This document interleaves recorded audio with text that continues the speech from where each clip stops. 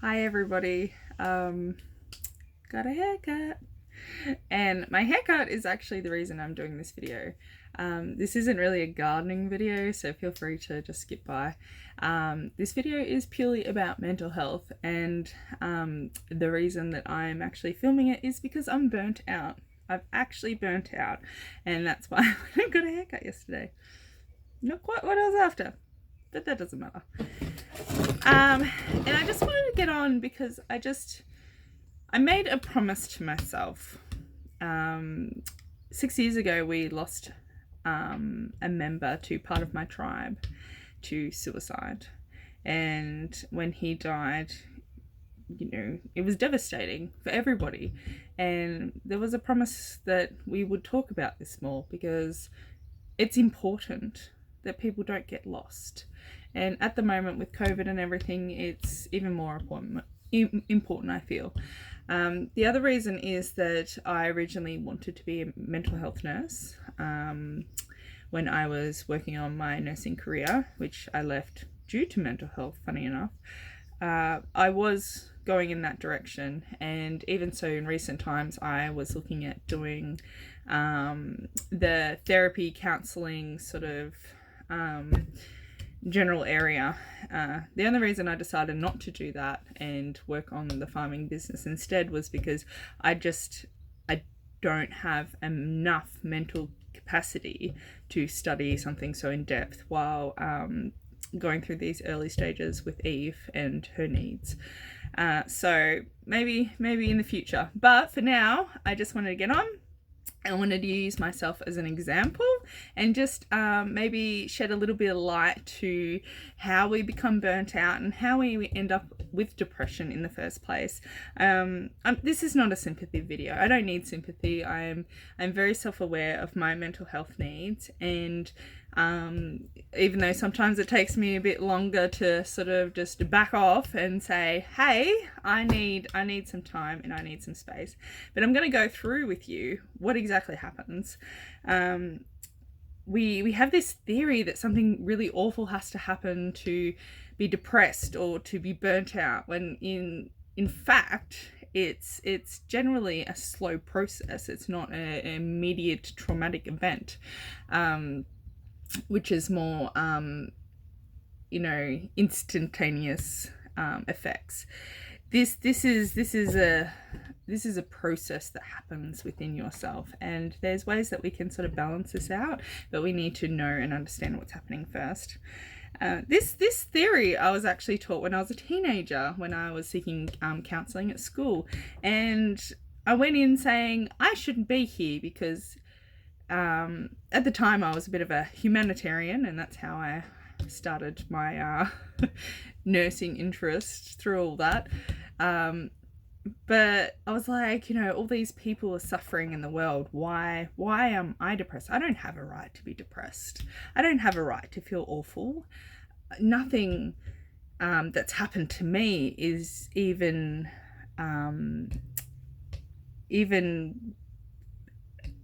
slightly as big as some of the things that are happening in the world, and I just don't have this right to feel like this. And she's like, that's not how this is. That's not how it works. A simple thing for one person can feel the same as something awful for another.